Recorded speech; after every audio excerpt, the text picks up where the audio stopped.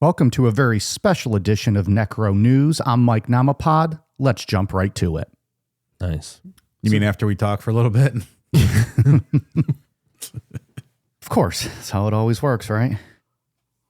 What's going on with you guys? How was your weekends? Good, man. Not all at Can't once, complain. please. Not all at once. I woke up this morning. I'm like, how the fuck is it Monday already? It was just Friday night.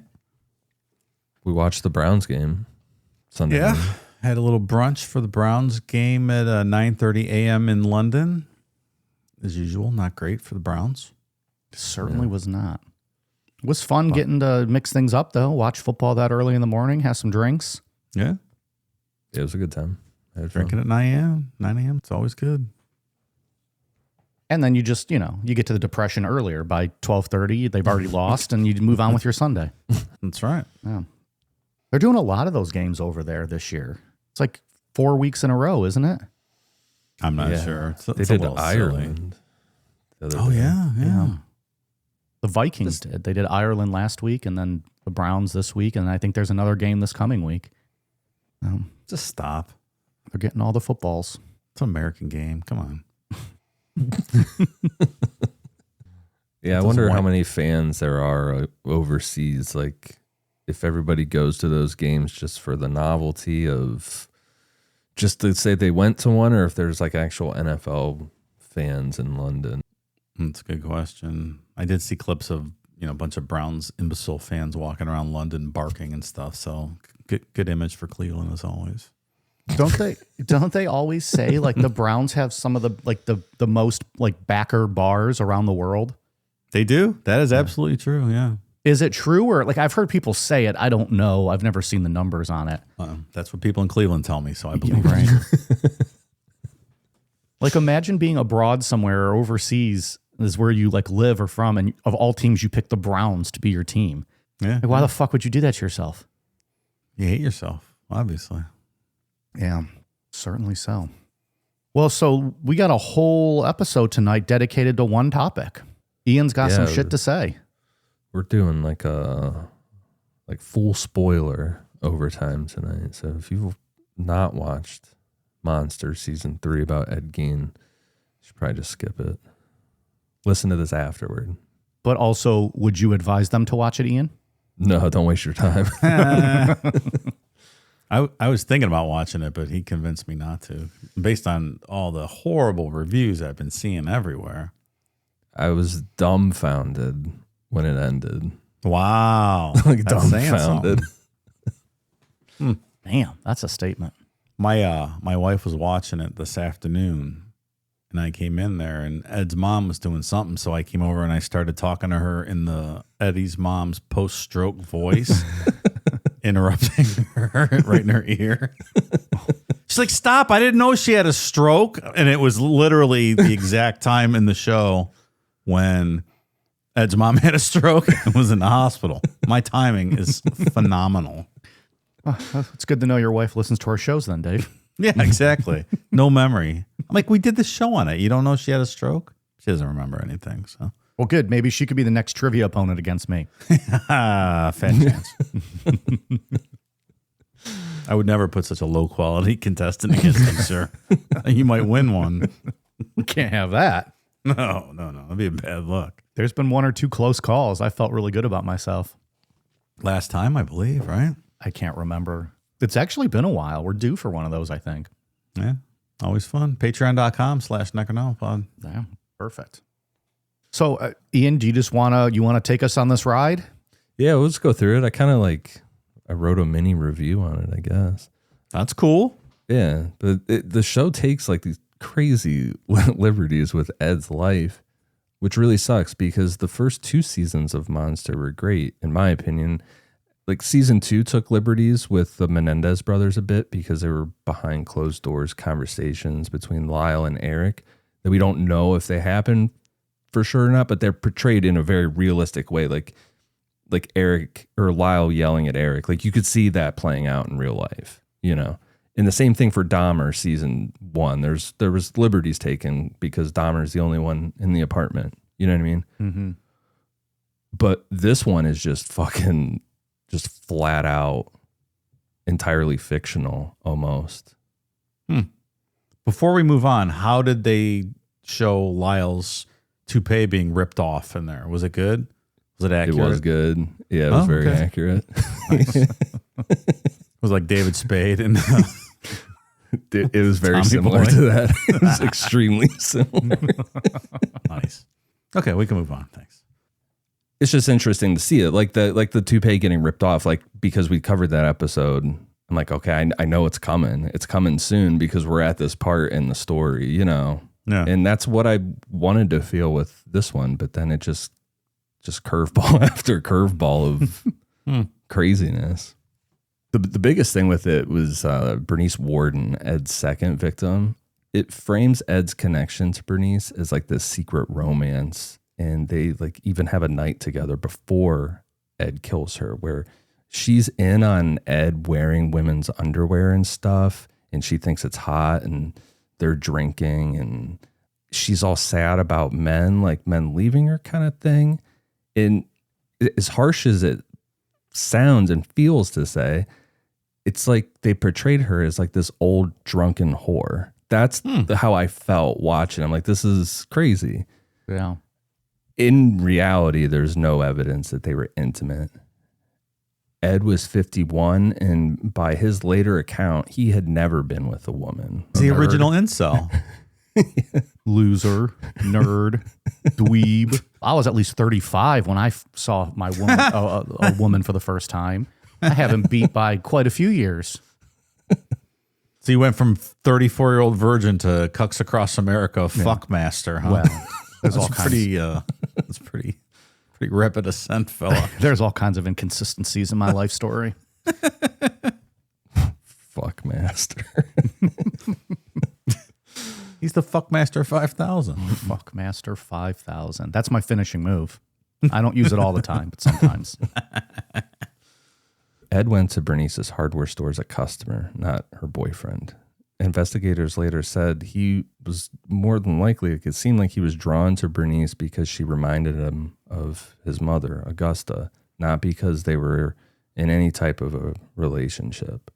On screen, he turns down Bernice after this night that they like hooked up and stuff, and he just shoots her in this sudden outburst.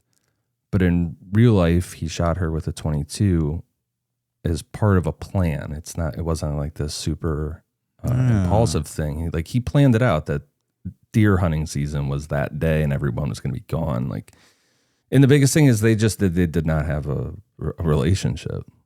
That's a complete, mischaracterization of the whole case Yeah. of everything. When you go down that path, It makes you think that Ed, I don't know, he was never with a woman. Didn't have that ability to talk to a woman and build a relationship. if Bernice reminded Eddie of me, she must have been a smoke show. Why do you think that like each season of this show has progressively gotten more like fictional? I don't know. I don't know anything about the guy that made it, Ryan Murphy. But anytime I see anything about this on Reddit, everyone's like, fuck Ryan Murphy. And they have. Is that the American big Horror fans of Story guy? I don't know. Isn't that the same guy? I know he's the guy that makes the ridiculous 911 shows I watch. Like, I feel like that's the guy who did American Horror Story and then like did that show Glee. Yes, he did do Yeah, Glee. that's all boy. him. Huh. He does the 911s, American Horror Stories. He did Glee. He did Nip Tuck. He did Monster, The Watcher. Prolific. Yeah. He's the one that like whenever like a band refused to let him use their music for Glee, he'd throw like temper tantrums about it and start bashing the bands. Like he went after Foo Fighters hard because Dave Grohl was like, nah, I'm good. Like I don't need Glee to sell my albums. And like he went hard after Dave Grohl about like why can't we use your music type shit. So I don't know. He doesn't seem like a very likable guy. On the contrary, Dave Grohl is a very likable man from what I've heard. Other than having that secret kid, right? Other than that, And to be clear, I'm only basing that on hearsay with the whole Ryan Murphy thing. I really don't know, but who knows? I've never watched. I liked American Horror Story for a little while, but that's it. From there, the show replaces how investigators got tipped off to look at Ed regarding Bernice. on screen, Bernice has this full dinner set up, like in the back room of the hardware shop. And like she has this makeshift table set up with this dinner, and she leaves a wrapped box for Ed that contains her underwear. Like it shows like she's giving her underwear to him as a gift. And so when the detectives go back in after they see the blood smear, like leaving, Ed dragged her out, they go back and they see the tag with Eddie on it, and that gets them to go. But that we know that is just not real. That is just all completely made up. The real thing was that Ed went in there to buy antifreeze, and she wrote the receipt for the antifreeze. That's not as sexy, sir. Yeah. Can you imagine, like, your family's a murder victim from this goofball, and they do a show about her, and they portray her as giving her underwear in a box to the guy that killed her? Yeah. Like, dude, just, whole cloth lie. Crazy. I was holding out hope with this show that it was going to end where, or at some point, it was going to be revealed that all of this was in Ed's, like regarding this relationship with Bernice and stuff, like it was just in his head. Yeah. You told me that yesterday, and I'm like, I hope maybe that's true, but I suspect that's not going to be the case. When that didn't happen, I for real was dumbfounded because like if I was a family member survived by Bernice Warden, I would do everything in my power to have this show pulled because it's just completely not accurate. Yeah. That's nuts. She was a bartender widow that, quote, said to have a past, but in the 40s, said to have a past can mean that you're just not a fucking housewife, right? Like, yeah. I don't care if she gangbanged the whole town. That still doesn't make it true. Yeah. And it just it just changes everything because that's just not, I don't know, that's not who Ed was. It's just not, I don't know. It's very strange that this played out like this. Once the search started for Bernice, the show gets a little more accurate. Bernice's body was hanging upside down in the shed, drained and decapitated like a deer was, as the show depicts. But the show has it like where her son is the one that finds it, and it's all dramatic, like no one's checked the barn yet, and they go in there, which that's not what happens. In real life, they were just poking around looking for Ed, and an officer just happened to bump into this, which again, it's not as sexy, but right, it's still fucking creepy. Truth, like just tell the truth. The truth is creepy enough.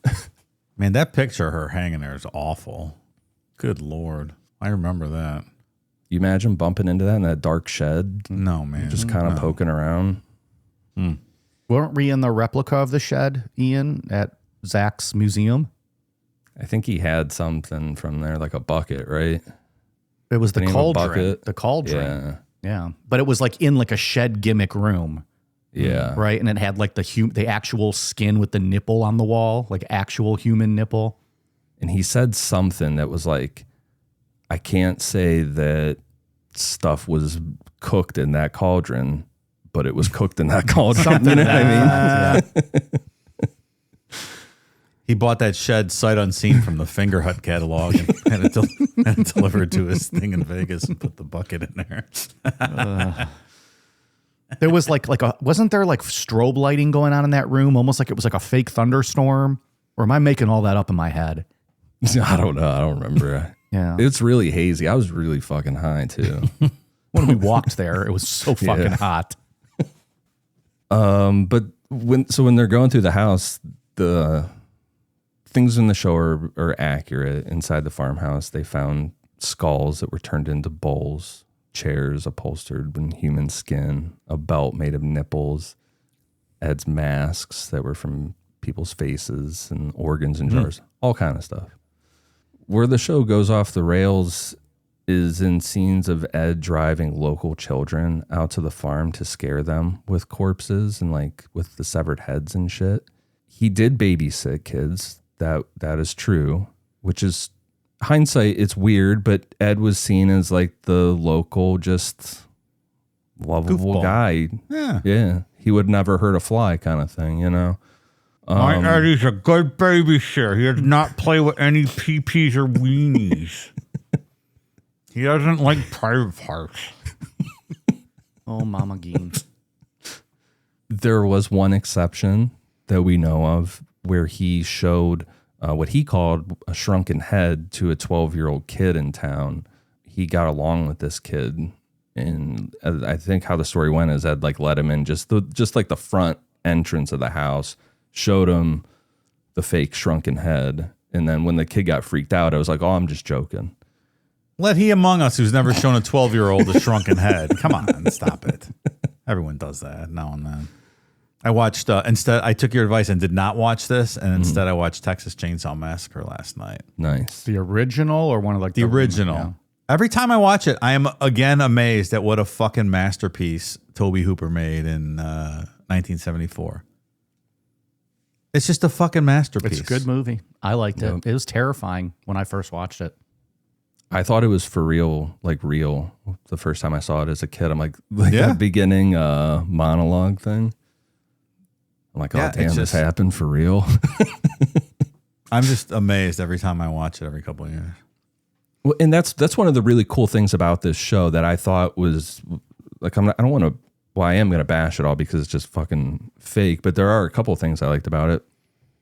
And one of them was that it would show Ed doing something that he really did in real life. So, for example, him dancing with the woman's suit on, like it showed him doing that in real life, which is fucking terrifying, and seeing it on the big screen is it's super creepy.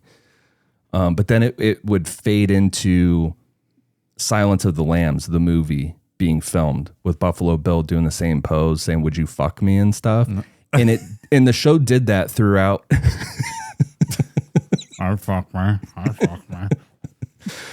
And so the show did that throughout, like various things throughout history where Ed's inspired stories. And I thought that's where it was going to go, was like people, like the truth gets twisted. I thought was part of what he was trying to get across. Yeah, like the archetype of all the modern horror and all this kind of stories that followed it. Yeah, I get where you're going with that. Yeah. And so he was doing that throughout the whole show. It was cool. Like they did Norman Bates and they had Alfred Hitchcock in there. That angle was cool. Yeah. I did like that part of it. But the other thing that's just crazy about this show that just blew my mind and had me very confused the whole time was that they have this girl in there named Adeline Watkins, and she is portrayed as Ed's girlfriend in the show. And she visits the house. She goes inside the house on the show. She takes pictures she participates in taking pictures of some of the dead bodies. And we know that is just absolutely not true. Makes for good TV though, huh? Does it? Can't we just... Apparently not, but Ryan Murphy thinks it does. But, true knowledgeable people like yourself, I suppose, are offended by that. I was going to ask that before. I was going to wait till the end, but since we're kind of just on the topic, do we think, like, is this our own faults for thinking this was going to be something that it wasn't? I didn't watch the trailers. Was it posed as like, hey, this is going to be a be-all, tell-all, be-all about Ed Gein's life? Or was it portrayed as like, this is going to be a dramatization of his life? Do you know what I mean? For me, the thing that was I watched Monster season 1 with Dahmer, and it was very, very realistic. And I'm like, fuck, that was really good. And then the next one was very realistic as well. So in my mind, they set the precedent. I just felt like he set the tone that he was going to make these very realistic Hollywood representations of true crime stories. And then this was just fucking crazy. Yeah. Yeah, right. Mike, to your point, are only the people that know the story are the ones, the true crime aficionados, going to be the ones that don't like this? Sure. Is the general public who like dramatizations and crazy shit like this, are they going to be like, this is great, I love it? But what I'm saying is, was there, and maybe there isn't, were we led to expect something and then it was different? And maybe it was just, and I don't even know if there's an answer to that. I'm just asking. It's your point of view, probably. Yeah. But you got to think the true crime aficionados are going to be the ones that are waiting on day one to binge this thing, right? Also true, yeah. That's why the initial reports are probably so bad. Yeah. And unless you're just someone who's got a hard on for the actor guy and you want to watch him, I think there's a lot of girls at home flicking their bean watching Charlie Ed Gein. Okay.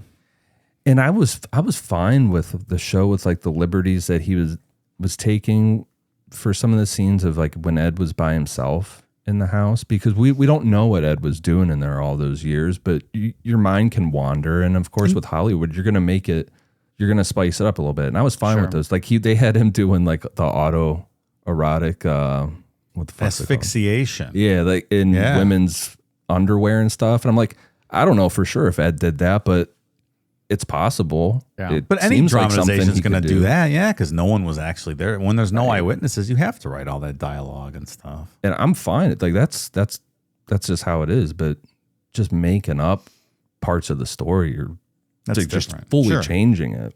Yeah. But so this girlfriend, Adeline, she existed in real life and knew Ed, but them having like this romance was a media story that she crafted on her own and then walked back. In the first days after Ed was arrested, she told reporters that they had a 20-year romantic relationship. They went to the movies, bars, and she said that Ed had proposed to her in February 1955. And within 2 weeks, she said that she exaggerated all that, and none of that was true.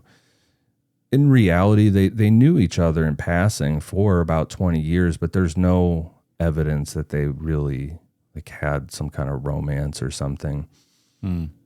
There's some people, like historians and researchers, that have looked in and wrote books on Ed that suggest they saw each other off and on for, if they did, it was like 7 months from between 1954 and 1955. They might have went to a few movies and maybe Ed proposed, but it was like an awkward thing and it went nowhere. But most importantly, she never said that she was inside the house. Like I said before, the show depicts her seeing dead bodies, and I don't know, Ed never mentioned her, and he never talked about having a romantic relationship with anyone. He was a virgin. Yeah, he was, because we'll talk about in a little bit. He didn't really, there was no necrophilia involved either. Oh, well, as far as we know. Oh, that's not fun.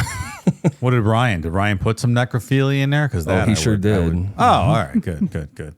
It was a very disturbing scene, too. Oh, I might watch this. Yeah.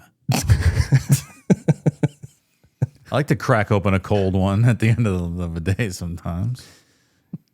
During the necrophilia scene where Ed fucks the dead body, my first thought after, like when it was happening, was like, what kind of diseases can you potentially get from doing that unprotected? Because the person he dug up in the show was significantly decomposed.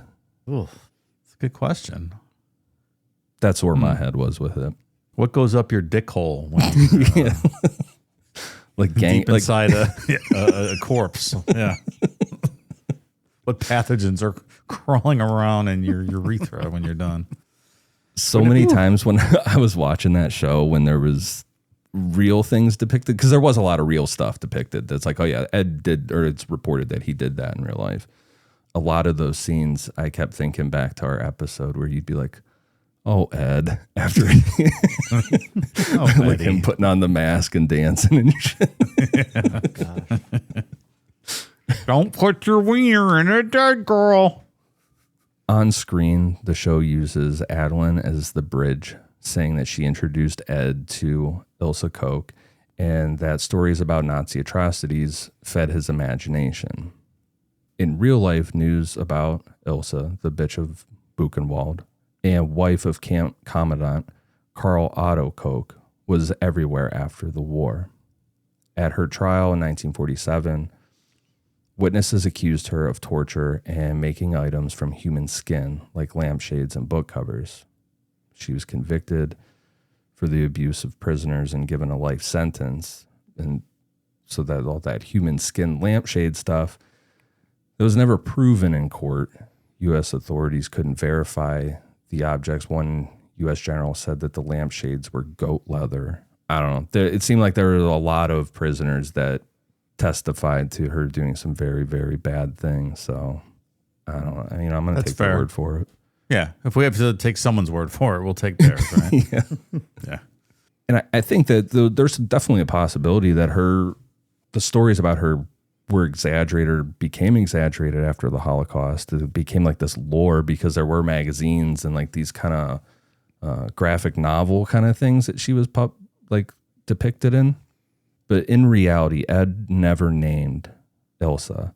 He said that he read true crime magazines about headhunters, grave robbers, and wartime atrocities, and that some of his ideas about removing flesh came from reading that stuff. People who worked with Ed, like doctors afterwards and everything, inferred that he absorbed the broader stream of World War II stuff going on, that everyone was learning about all the terrible Holocaust stuff in the late 40s and 50s. You know, like I said, everybody's learning about it. So it's absolutely plausible that he knew of Elsa as a legend, but there's no direct evidence that he like fixated on her or modeled himself on her. The show really, really focuses on her. Like she is the one that gave him the idea of doing the skin stuff. Okay, Ryan. But that's the thing that I do like, that I did like about the show. Maybe not that they like focused so much on her, but just like for a bit, because he was really, really into the Holocaust. Like he was obsessed with reading about it, and it did get him some of his ideas. So there were some scenes portrayed in the show where his delusions are coming through, and the Holocaust starts happening around him a little bit. And so I did like that. Those scenes were really creepy. Not creepy enough for me to watch it, I don't think, though. No. Well, after Ian's absolute burial of the show. Ryan's going to sue him. He seems petty enough. The show presents the death of Ed's brother, Henry, as a murder staged during a brush fire. On screen, Ed hits Henry in the back of the head with a log. And then, like, the next day, he comes out and drags Henry's body out and burns it in the brush as like a, I don't know, like the cover for it. Yeah. In real life, Henry did die during a fire on the farm, and people only looked back on it with suspicion after Ed's arrest. It was ruled an accident at the time, and Ed was never charged. Some researchers and doctors who later reviewed the case said that and think that Ed did kill him, but if he did, it likely happened while they were tending to the fire. Like something happened out there while they were working on this fire, and it was a happy accident that Ed got away with it. Possible. It's possible the other way. I don't know. Yeah. You know, I do think that he killed his brother, though. Seemed a little suspicious. Sus, as the kids say. Sus. Yeah. Because it was right around the time his brother was telling him that he needed to get away from Augusta. Like, Yeah. come on, Ed, I'm bad leaving. mouthing mom. Yeah. Can't have that. Don't want to bad mouth me. Bernice Warden's the most egregious. The last episode it makes no sense. And when I said I was dumbfounded, in the last episode, FBI agents asked Ed to help catch Ted Bundy. In real life, FBI's behavioral science unit studied Ed. They did, but they did not use him to solve cases at all. John Douglas met with Ed around 1979 to interview him as a subject. By then, Ted Bundy had already been arrested and was already like headed to death row. Ed never consulted on any investigation. It's just not true. That is ridiculous. Come on. Yeah. They showed Richard Speck writing to Ed. Jerry Brudos was involved. Like it was just this weird mashup of serial killers. Yeah. Cornucopia of the pieces of garbage from the time. Ed Kemper was there. It was really weird. I don't know. So that's my. So remind us again. Should people watch it or shouldn't they watch it? No. If you want, if you want to watch a whole bunch of fuckery. If you're not looking for reality, like I was looking for what would you call that? Like not a mockumentary, but dramatization. Yeah, like that's what I was looking for. You wanted to see up on the screen the things you'd read about and the stuff we discussed in the past. And that does there are scenes where that happens. There are moments of the show that I really like. That I'm like, okay, that's yeah. But it's hard to get into it when there's just stuff happening that's just like not even close to reality. Yeah. And the thing is Bernice Warden's she was a real victim. So I don't know what the fuck that's all about. That seems like the worst part. That's pretty egregious. Yeah. I would be interested to hear, and I mean, I don't think it will happen with our listeners, because if you're a listener of the show, you're probably into true crime. But like, if there's anybody that's maybe not as much into true crime and like listens to us because of just the tomfoolery or the cults or the aliens, like I'd be interested to hear what they thought of it. Like people who weren't looking for like a true to life bio on Ed Gein and just watched it because they wanted to be entertained. Like, I wonder what they think about it. Let us know.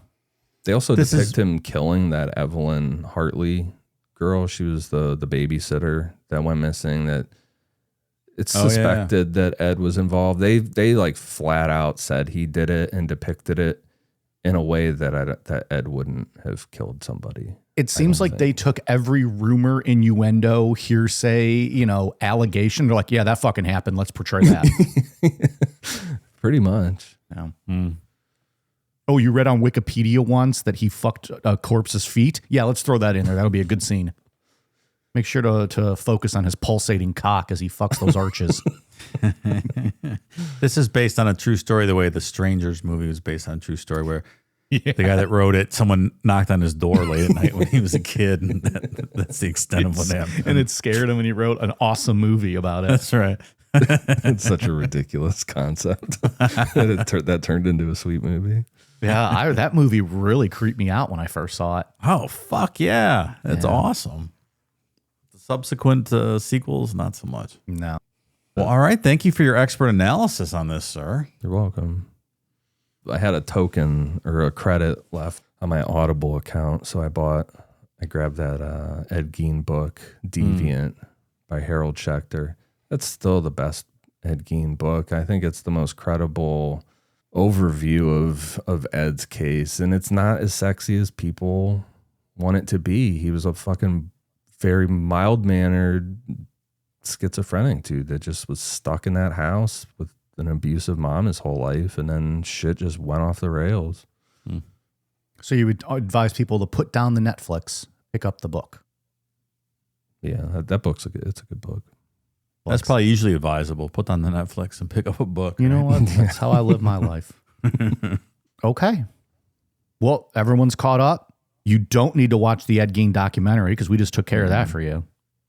But I am interested to hear what people would think. So, even if you are a true crime fan, maybe people out there liked it. I don't know. Let us know. Yeah, I mean, there were definitely parts of it that I did like, but